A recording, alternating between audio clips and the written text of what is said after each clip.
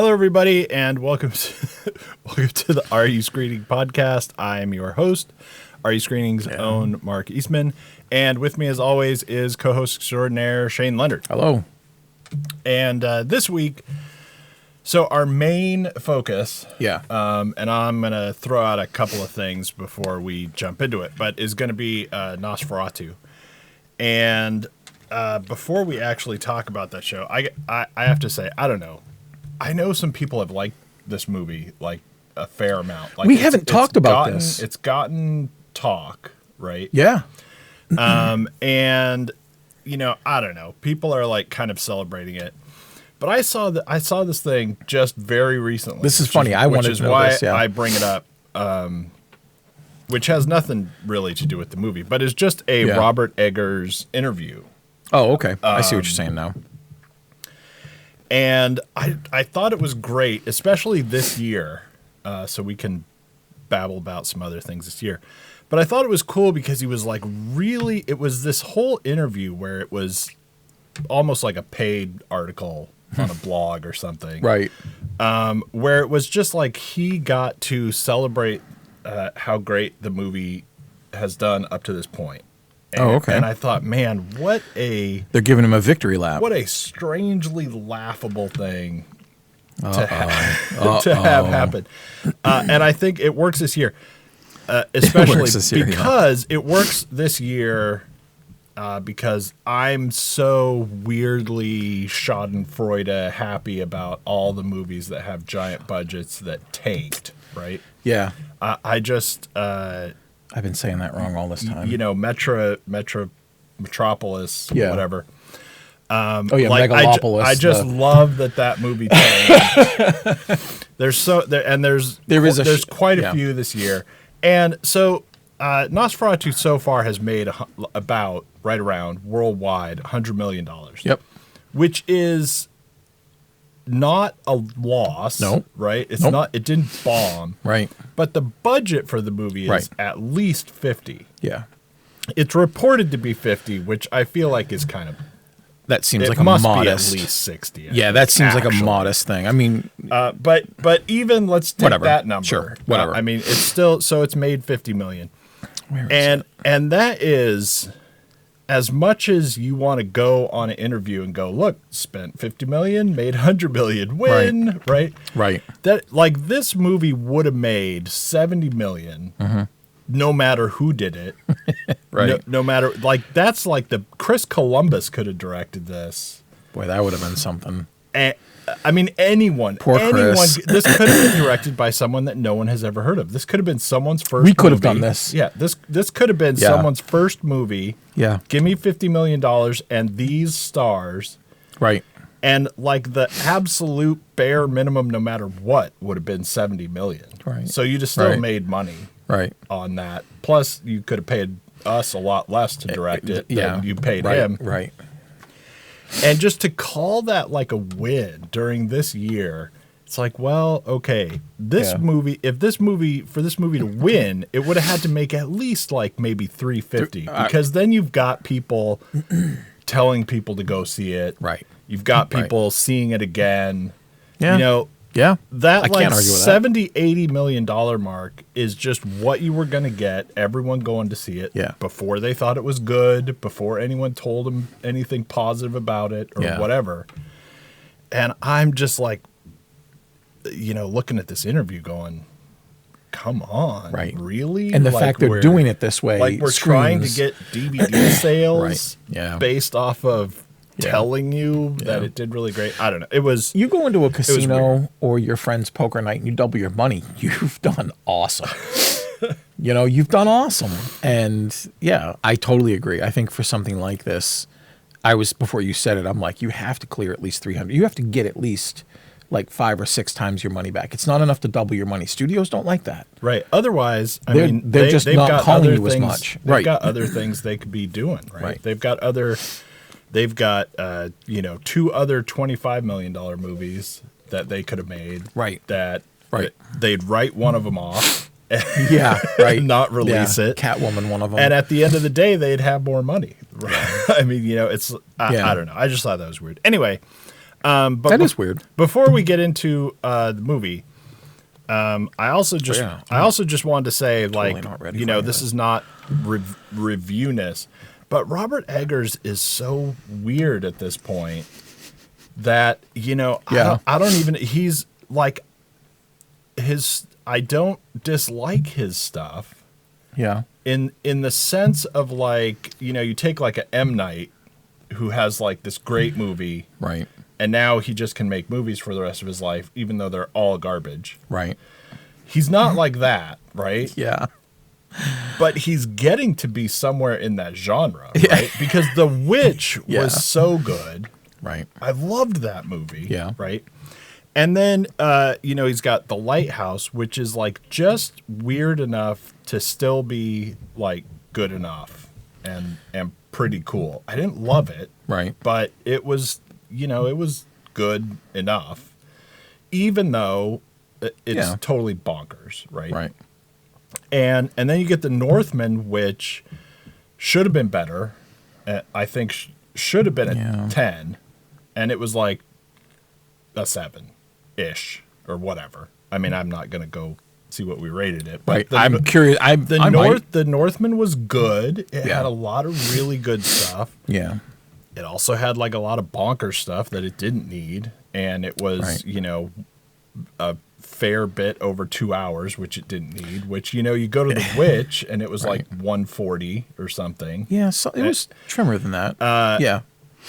And now you've got Nosferatu, and it's like, what trend are we on? It's very weird. The Witch is 90 minutes, and that's with credits. Right. So 85. I mean, like that's a trim, fast, like in and out. Yeah, right. And really good. And I actually haven't seen it. What? It's the only one of his films I've not seen. I've seen 3 of his 4 major films. Well, go see that one. Yeah. So anyway, just excuse me, babbling about him for a second before we get into reviewing. Yeah, no, that makes sense, and it's sort of funny watching how he has done over the last. So The Witch is 2015. It's been almost 10 years, so it's 8 years or so, and he's done 3 films, and that's not quite David Fincher speed. It's certainly not. It's a little slow. It's not Steven Soderbergh speed. Because he put out a film like this morning. Right. I mean, I'm making that up, but he puts out films left and right, and he's amazing. He might be the most prolific big name director that's still doing things. Right. It's still cranking. But Fincher does like 4 or 5 years, 6 or 7 years, so it's weird to see how much that has happened in just that window for him. Yeah. Right. Yeah, that is funny. Anyway, so before we jump in, I want to mention just like 2 quick things that have to do with TV, just for fun. Yeah. One of them is, and there's a lot of TV, and I may kind of switch back to throwing out a bunch of just TV, just like we're not going to review them, but just like keep them on your radar. Go watch this every once in a while or whatever. So you got the Saint Denis. Or Dennis. Or however, it's supposed to be Denis, but I feel cool everyone's saying St. Dennis. Right? But yeah. We were so close to French Canada. Which, exactly. Anyway. And this show is it's a strange show for me because personally, I would rather that every new show that I see does not just have all the same people from the last show I was watching. I mean, call me crazy, but there are more than 40 people trying to be on TV, and maybe we could look at 2 more. Take a spin. Just give me a small glimpse of somebody else. But so what happens if like Noah Wyle comes in and he's got like a full beard this time? Or he just has the mustache. Like I've seen that happen. Not picking on Noah, but there have been actors who've just been like, "Come on, I'm different." What do you? Yeah, don't think of me as the guy. I'm this But the show is if you watch Superstore, it's got a couple of people from Superstore. And it's got what is it? The Goldbergs and I mean, and other things. You've seen these people in other things too. But what you're used to seeing them. But it is just a little strange for me to like turn on the pilot of this show and go, okay, I know everyone from something pretty recent. That's funny. That they, whatever. I mean, people have to get on other shows and do other work and stuff. And people got to work. That's great. But the one thing, so it's a funny show, and I really like a lot of the people in it. Some of them are not my favorite people, but I like a lot of the people in it. But one of the things that's really great is the people who are coming from other shows. Yeah. It's like they took that show and they were like, okay, be the opposite character. Remember who you were? And it is so weird at St. Patrick's? to watch. You're at St. Denis. It is so weird. You got to beat them with that they are going like a different way. Yeah. I don't know. Anyway, that's funny. but it's a funny show and it's cool. It's on NBC, Peacock, whatever, and check that one out. And the other thing that I wanted to say about TV before we jump in is Severance is about to kick off new season with the new season, and I want to say that is the 19th. It's right around there. Man, that sounds far away. That's next 19th. week. Yeah, it's not that far. That's so wild. It's not that far at all. But so I have seen some bits of it. Right. I haven't seen full episodes yet. But I've seen some bits of it, and that show is so insane and crazy. Did you watch the first season of that? It's so weird. The easy answer is no. The better answer is it's the first show on my this week to start watching because I know the new episode. I know the new season. I know the new season is. Wow, that's true. I know the new season is kicking in. Severance is one I wanted to fire up and just get to so I can be current, so I can watch it. So I haven't, but I'm going to this week. It's such a good show, and it's a good show. It's funny because it's a good show almost in the sense of like it was made specifically for me. Yeah. Right. Because it's got such a screwed up world that you put the actors in. Yeah. Where it's like you have to, okay, here's how you have to act. Here's your character. Because it's like, because the whole premise is like you go into the building and you don't know who you are anymore, right? You have to be two different people. Yeah. And like everyone does, we only see so many people do it and see both sides of them or whatever. But you have to do this whole like both sides of the world and who knows what and who doesn't know what and all this stuff. And plus the work that they do when they're going into this other mode or whatever, when they go in this building and do this work, makes no sense whatsoever. Right. And yet we have to stick with it. It's like, why is that what they're doing? And what are they actually doing? And so you don't know anything about anything. It's lost. And then you have to go through a whole season of that and have all of these people in every different scenario act like that person would act in this crazy world, and they do. Right. And any other show, there would be all kinds of little holes where you would go, but that's not what that person would do in that world. Right. That's just what you want them to do to get to wherever you want them to get, and so they have to do that. But in this one, no, they're doing it. Actually, that's exactly what they're doing. Great writing and sticking with it for like a whole season and going into another season and being able to I'm psyched to write it where these characters actually make you believe that they exist in this world. It's funny, so many people loved it when it was running, when it was first out and it was being talked about all over the place. And then what you've noticed, and that what you notice obviously and people do, is after time maybe they look back on it and like, it was okay, I was just into it. Yeah. No one really does that with Severance. They're like, man, I am in it. Like they're really into it. I have not, and this could just be me, and this is totally biased, and don't take this to be any actual objective truth of anything, right? But I haven't seen a show with people talking so excitedly about like the release date announcement of the second season. Right. Like for a while. For a long time. I mean, as something comes out, they'll be like, okay, yay, it's coming out. Right. But this one, people are like, hey, man. let me what I'm doing. rearrange my schedule and stuff. It's the way old TV used to be, and Lost is the easiest big film to do that, the big show to do that. But I remember when everyone's like, hey, man, don't call me. Right, right. I'm not going to answer the phone. I'll talk to you at 10:02, and the first thing out of my mouth isn't going to be about your issues. It's like, did you just see the hatch?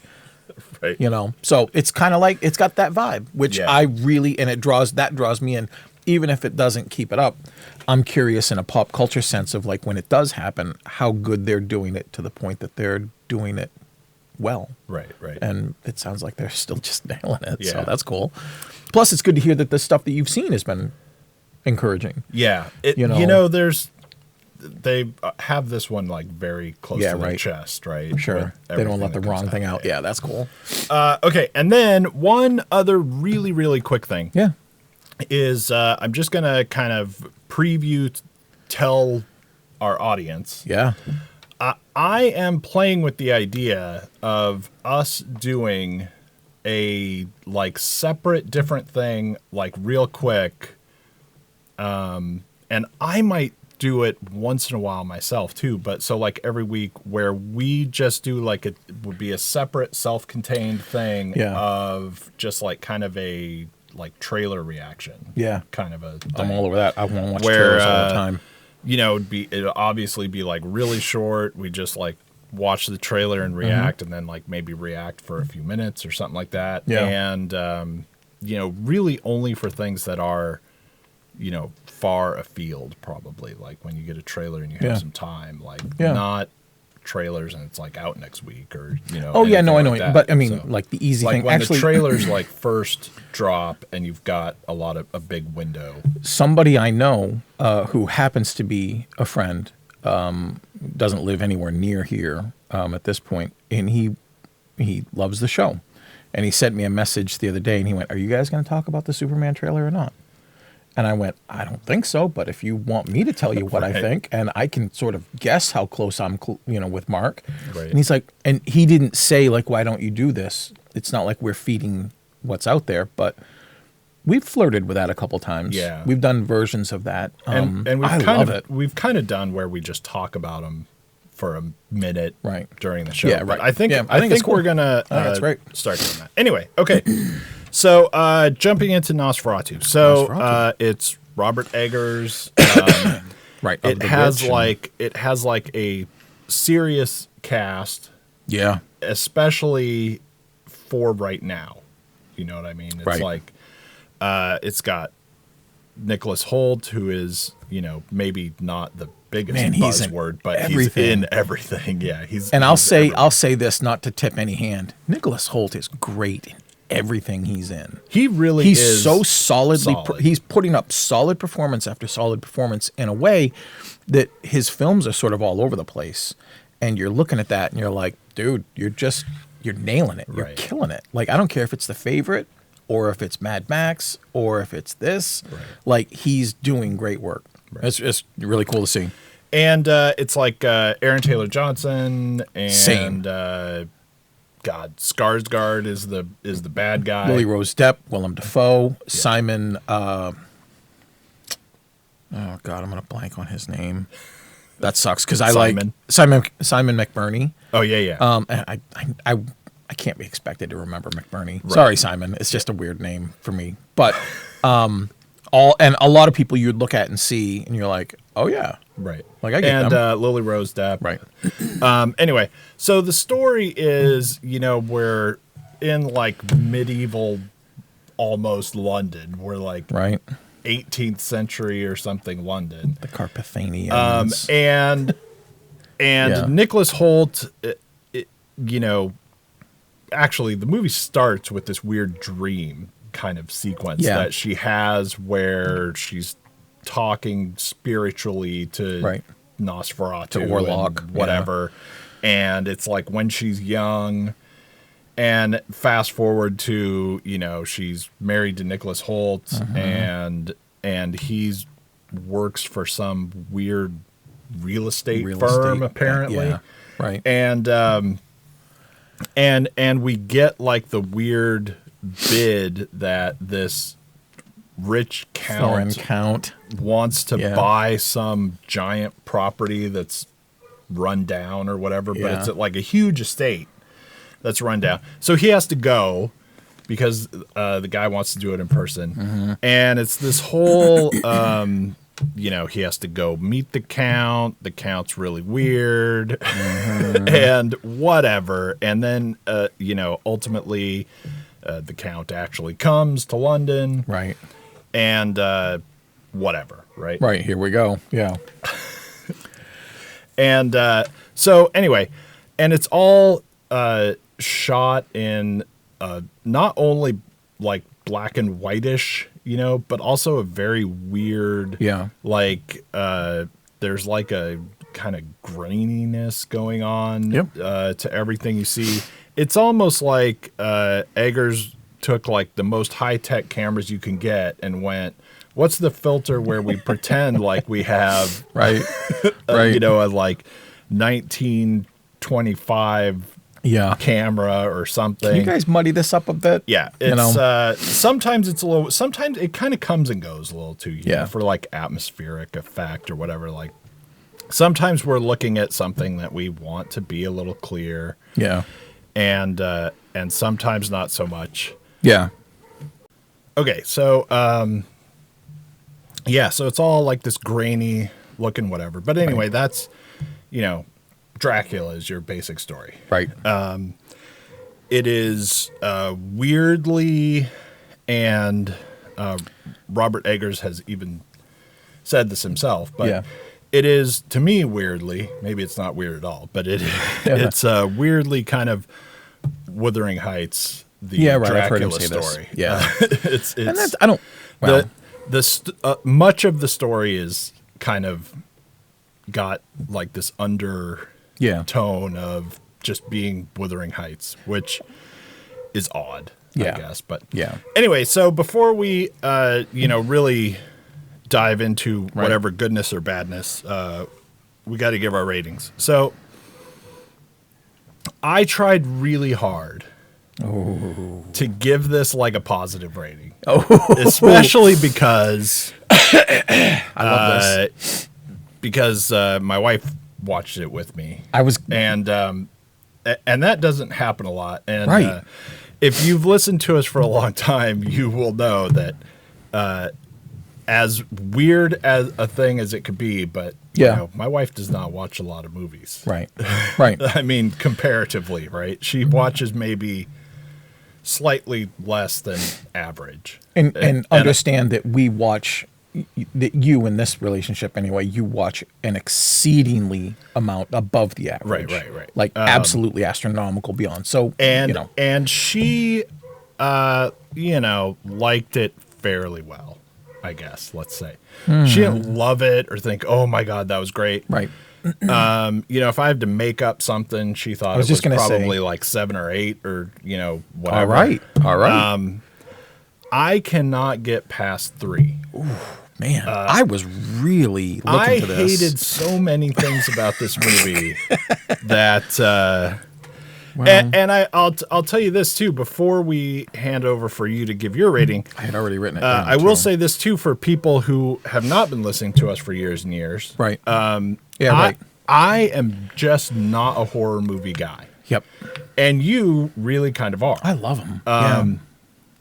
And, and this whole, started out with I Love the Witch or whatever. There are many movies in the horror genre that I actually think are great. Right.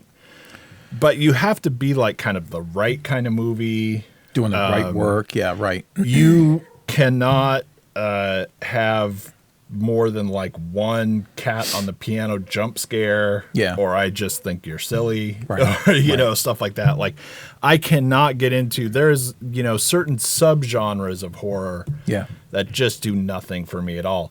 And it's kind of like even if you're a movie critic or you see tons of movies, I mean, there are some people who are like, "Oh, this is a war movie. I could not be less interested," or there are lots of people who are like, it's sci-fi, I don't want anything to do with it or whatever. I don't know, but horror is just like not my bag. First of all, not that I'm like Superman or whatever hero macho person, but nothing in a movie is ever hard to scared scare me. you. It's hard to scare you. It just doesn't right. It doesn't work. I mean, Midsummer almost kind of scared me a little bit just because I wanted to kill myself and I was scared that I would, but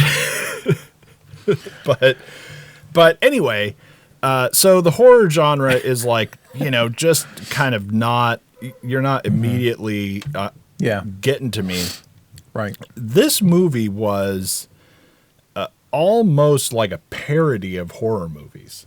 This movie was almost, and it was so close that I almost have to call it and just say it is. Right. You may think you were making a horror movie, but you accidentally did not, if that's what you think. You just followed up. Because there's so much of it that I swear is just going, look, in other movies, people think this is scary, and look how stupid it actually is. So it's this, and I'm like, oh my god, really? It's never quite. Yeah, it's never quite the sequel to Young Frankenstein, but I can see you're pushing things that hard. You're like, just a different soundtrack, and now I'm giggling. Yeah, I mean, and like coupled with that is the fact that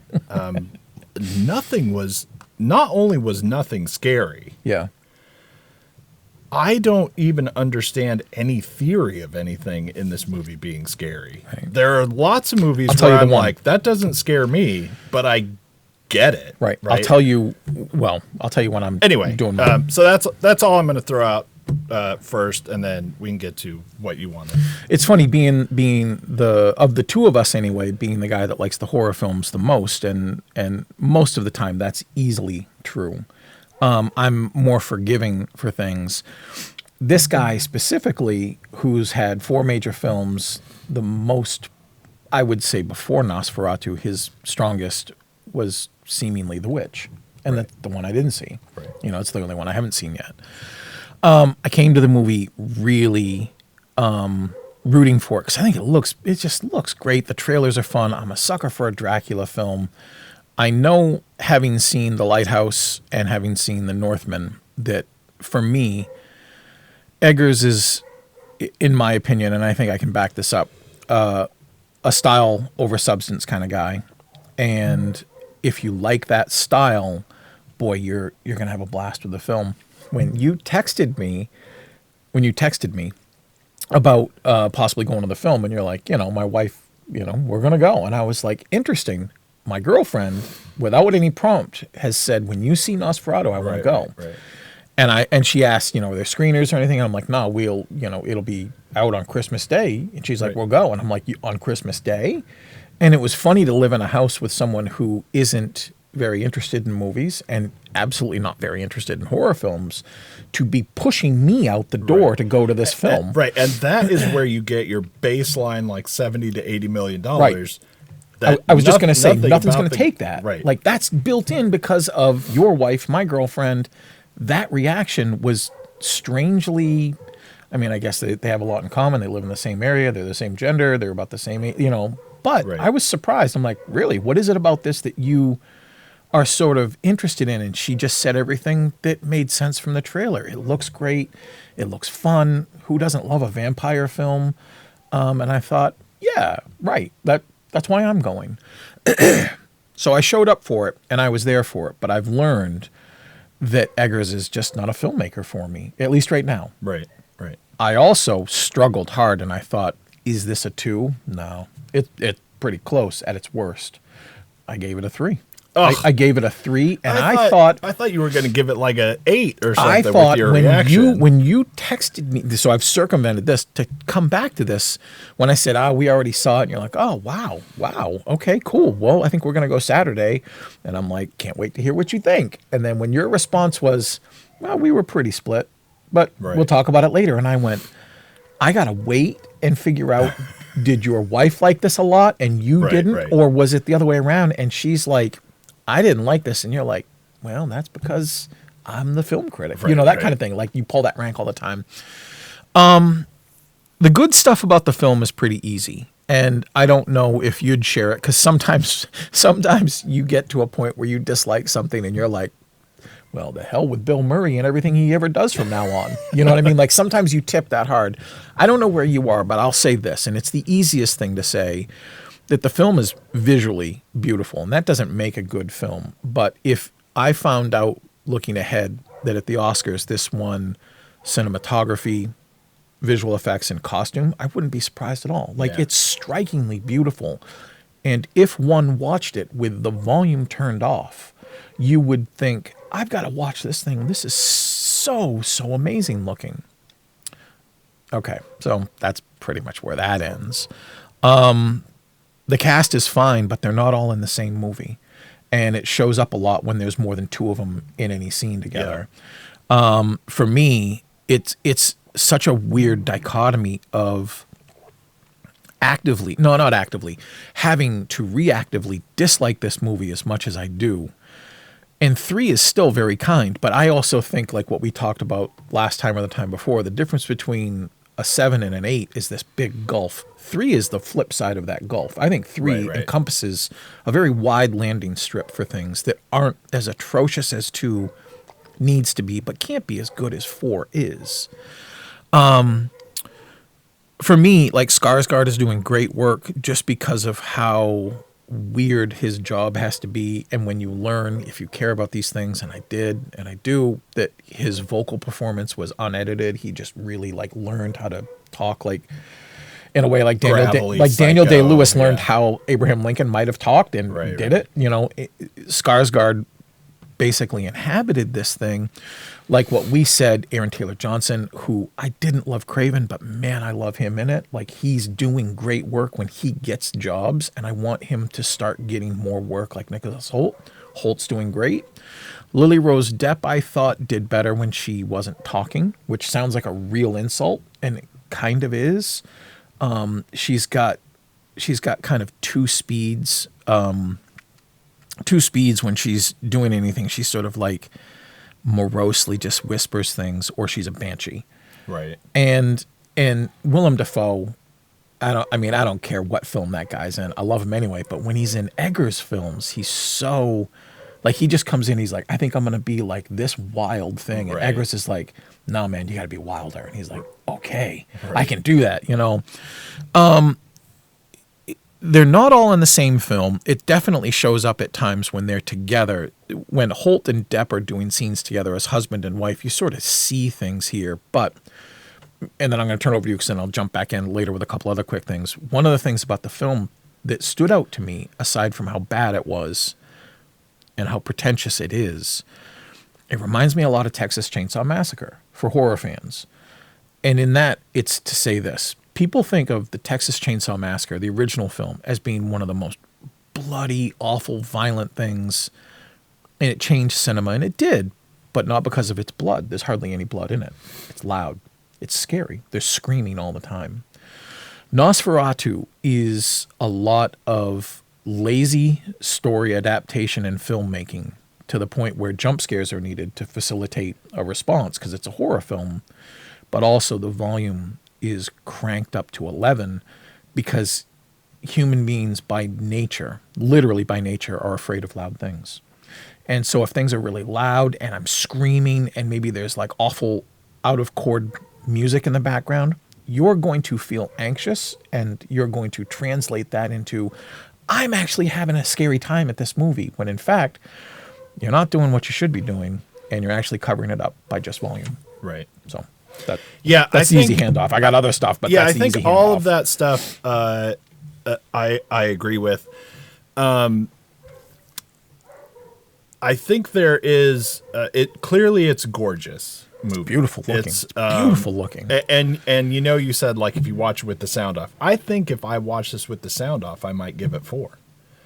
Like it's much better. It would be a better movie. The sound actually hurts it. If I didn't know totally agree. The goofy script, if I didn't know the just nonsensical plot, it's got a plot kind of like what the plot of the movie makes me think of is that Robert Eggers wanted to make kind of a fairy tale of the Dracula story. Yeah. And like write it as though he like found this text that has been like, ignored, lost in time. And it's like the stupid contrivances of like some Greek mythology turned vampire mythology thing that would be in there. And he would go, well, that's, what it is. Because they find this stupid story. I mean, whatever, Willem Dafoe is like, I know of this bookstore that has everything. And they find this stupid thing about how you like kill Nosferatu. And how you kill him is like he's a moron. That's how you kill him. Right. And Expose it's like, him. wait, what? Yeah. Like you just go, dude, just stay out until after the sun comes up. All right. Yeah. Like, okay. How long has he been alive? Yeah. And it's like, supposed to the film has this, like you said, pretension to it. Yeah. Where it's like it's trying to circumvent you having that problem with it. Right.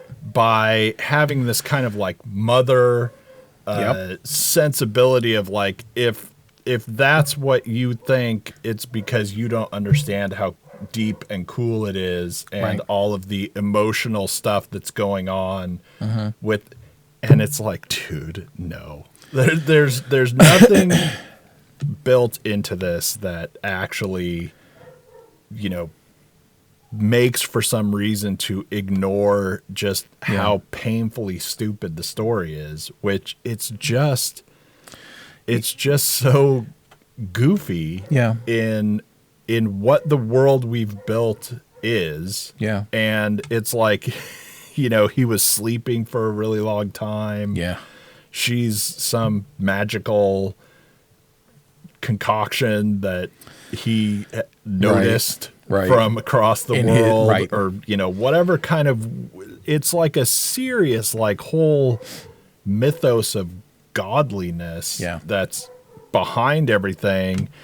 And yet like the solution is this whole like, it's like he's in like third year English class learning what subtext is and goes, boom. Wow. Did you guys know this was that here? Means I can write anything. Right. There's it's well known, he's talking about it left and right, that Egger's favorite film, apparently, if one is to be believed in his interviews when he says things, that Nosferatu, the original, the Murnau's version, was the reason he wanted to make films.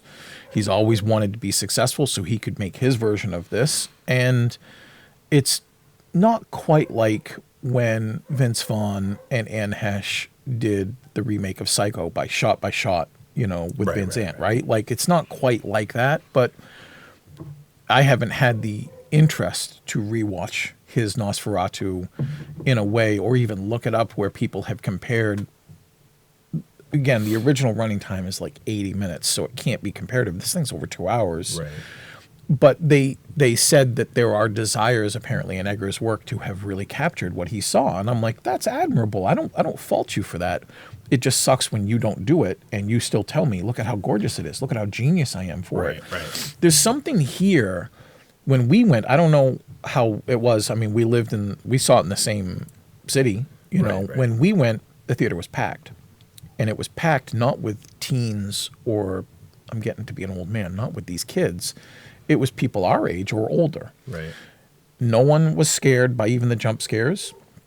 There was laughter in weird places. Dude, I was going to say, people laughed a lot. There were laughter in weird places. It was completely full when I saw it. Yeah. And I'd say almost half of everything that was supposed to be scary, people in the audience laughed. Didn't hit them. Right. And I get, like, the guy and his wife, I'm assuming, maybe his girlfriend, maybe his sister, I don't know, the two next to me, he was asking her, well, which one is Jonathan Harker?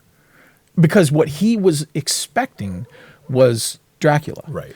Nosferatu was a bootlegged attempt at Bram Stoker's Dracula story, and it's always been that way. So the names are different, the roles are the same. Right. Mina Harker, Jonathan Harker, Dr. Seward, anyway, it goes on and on.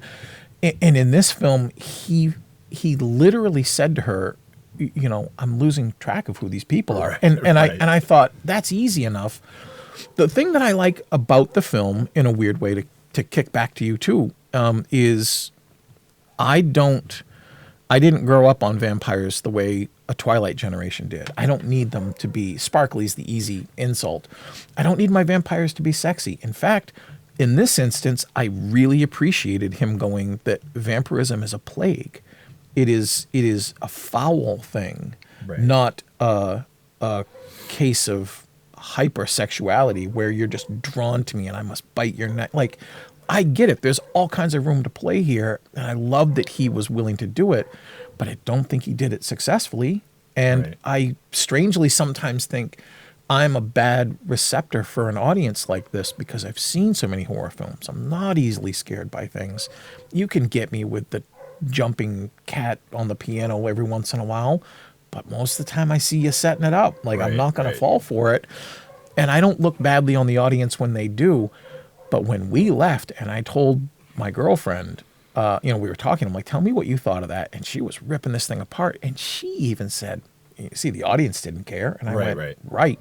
I think this is going to make money, but I think it's going to be in trouble. Yeah. Yeah. And it is, as I've already said, there's nothing in it that's scary. But not only is there nothing in it that's scary, there's nothing in it that's even trying to be scary. But there's in what I think is a serious way. Yeah. I feel like this movie is specifically made for people who have a phobia of vampires.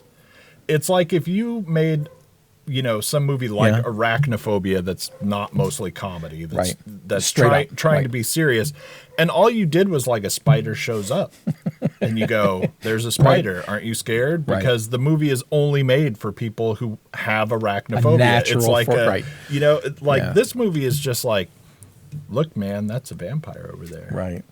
Whoa. Don't show me any blood. I can't take blood. We're going to show you some blood. Oh my God, don't you do it. It's so weird. And, for me, if you're going to do something that's really kind of seemingly exists only because it's kind of weird and makes you uncomfortable or something, there better be some other reason for it. And and in this movie, there were actually several things that stood out in that category. But the main one was he keeps biting people in the middle of their chest. Right. And then sucking on them, and there's a whole motion to it or whatever. And it is a weird, creepy thing. Mm-hmm. It's I'm very uncomfortable now. Yeah. Versus vampires bite people on the neck. Right. And you go, all right, I mean, that makes sense. Yeah. Right. In some way. And he translates that for some reason into this whole, I want this weird, creepy sucking. And he has to make the motion of the parasitic, the heart pumping kind of or whatever. Yep. You have to have a reason for that other than our test audiences thought it was weird. Right. Or else dude, what are you doing? This is creepy because it exists in the movie because whatever. It's man, that took me, and there's many things like that in the movie that are choices. We are staring at rats. A floor that's 3 deep of rats. Yeah. Why? I heard that creeps people out. Right. And it's there's okay, there's this rat invasion thing. Great. Mm-hmm. Show it to us, whatever. Right. But we just keep staring at rats running around the floor. Right. It's man, that is not how you build a movie. Seriously, it's there should be a questionnaire before you come in. Yeah. Do you have an irrational fear of vampires? Do you really hate rats? Does, It's like, you know, you in Japanese movies, right? It's like, right. does wet hair really freak you out? You're afraid of an eyeball? And if not, right. I mean, I don't know how you could be remotely scared in this movie. And as we already said, we both saw it with people who were laughing at everything that's supposed to be scary. Yeah, there's an emotional response. I mean, you know all this. There's a response sometimes to being uncomfortable or scared, and that is to giggle or to laugh a bit. Comedy and horror are tied for a bunch of different reasons, but that release isn't terribly unknown, even when it seems improper. When Orlok is lecherously draining the blood off the chest and heaving, it wasn't then, like, that wasn't the scene that I'm talking about, or any of the scenes. There weren't tons, but there were a handful where people were laughing, where you could write that off and being like, you got the audience nervous. You're showing something for too long. Like when Orlok shows up, and even though he's in the shadows, he's just like this old dirty vampire who's naked, and his naked junk is in the shot, and everyone's just like, ugh, and I'm like, okay, I know what you're doing. That's pretty lazy filmmaking. But at least when the blood draining stuff was happening, and it was so silent because people were just checked out. Right. The volume of the sucking, the slurping was funny. And I expected people to laugh then, and they didn't. Because at that point, I think that the majority of the audience, and I can't speak for all of them, but when they got up and they left, they were like, well, that was... I think they'd turned on the film. I think it had lost them. I think that there are moments that the film does well, even past the first 40 minutes when I started to disengage. I'm in it for 30. I thought it was, and I still think it's beautiful, 90 minutes in. But I think that other filmmakers have done more with less, and I think all of the attempts to try to bring this thing around for Eggers, it was really weird. Like, we were talking about whether it was you or your wife that liked it more. Like, we were curious because another group of my friends went with their wives, and they almost all, a couple of them loved it. And I don't understand that, because it's sort of rude to say it this way, but they're smarter than that. They see more movies than that. And a couple of them were like, yeah, it was fine. I wasn't there. And my girlfriend is really concerned about them. You know, she's sort of like, how can we talk to these people? And I'm like, look, you didn't just learn they were a pedophile ring or some weird thing. Like, they liked the film, you didn't. Right. In the same way that we like Wes Anderson films, and not everybody does. Or if I talk to someone who doesn't like Quentin Tarantino because of the language, the length, the style, I get it. I'm kind of that person with Robert Eggers. I'm going to watch The Witch because I want to be a completionist. But 3 out of 4 right now, when the same problems keep happening with me, which is I find that I'm bored. The movies are too unhinged, too long. He's too in love with doing something that I just don't get, and it doesn't land with me. Yeah. It's really, really weird because... And he just thinks he's fantastically smarter than everybody else, you know, and it seems like it's progressing. It does seem like it's progressing. You know? There's a thing that he does that I see in the cutscenes for The Witch, and I mean, I know we're... there's not much else I have to say after this, but in the trailer, since we were talking about trailers, I actually don't think the trailer for Nosferatu is the film that you get, even though that's the film you get. I think that you put something into that trailer where you're like, this is going to be great, and you get all the scenes in the trailer. They're not out of order. It's just not that great. But there's a thing where Lily Rose Depp is sort of doing this exorcism of Emily Rose contortionism, looking straight at the camera, and she's making her face foul, and she starts screaming and looking at the camera, and you're supposed to be freaked out and uncomfortable and scared, I guess. Yeah. But it's not like, for any of the reasons that happen there. It's not, you know, it just doesn't work for me. But for someone who doesn't see a lot of those films and isn't as practiced at seeing that stuff, I guess it's a bit successful. Yeah. But man, not for me. Yeah. Not for us. Yeah. You know, I'm so psyched you didn't like it. Like I told, you know, she's like, you're going to go do the show with Mark? And I'm like, I am. And she's like, oh boy, is he 7, 8? And I'm like, they split. I don't know. He's either a 2 or a 3, or he's an 8 or a 9. And this might be the biggest difference we've had. Yeah. Yeah. And you know, we're going to get out of here, but, it is really gorgeously filmed. So good in a lot of ways. There are parts of it. It's very strange, I think, because what I think on the positive side of things, what I think does go through all of his movies is there are parts of this that are very engaging. I meant to say that. When it works, it's working great. And that is true of all of his movies, right? Yeah. At Lighthouse. the end of the day, I didn't think The Lighthouse or The Northman, either one of them, were as good as they should have been. Yeah. They were both miles better than this. Yeah. But they had parts in them Yeah. that are just so engaging. Really great. Pull you in. And this has parts too. Yeah. But man, then it's like the next scene is you're awful. going, what the, Right. what is happening? There's so much of this movie that you have to bring all of the work to this movie. And it's almost to the point where if you could just go into the studio and look at all the storyboards, you would have the same or better movie, just in your mind, in your because head. you have to be so willing to be scared of stuff that is not at all scary, including some stuff that is so telegraphed. It's like I said, it's really close to this just being a parody. Yeah.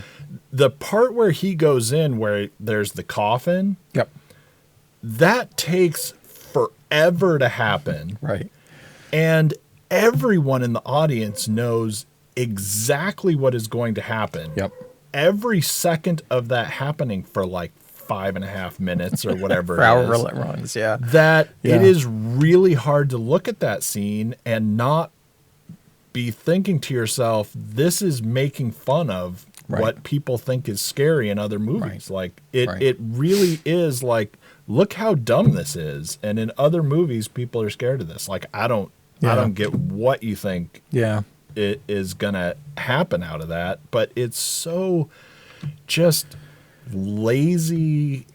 And you know, the other thing I think, and then we got to get out of here, but I forgot to mention the one thing that I wanted to say, that I wanted to make sure I said, is the whole thing about horror movies. And, you know, they even have like the commercials making fun of the horror movies, right? With like why don't we just go in there, right? The beginning of this movie and him getting there is like, what are you talking about? It's not even like that the teen kids are trapped at the sleepaway camp and won't leave. It's like they have to take a 3-week scary journey to get there.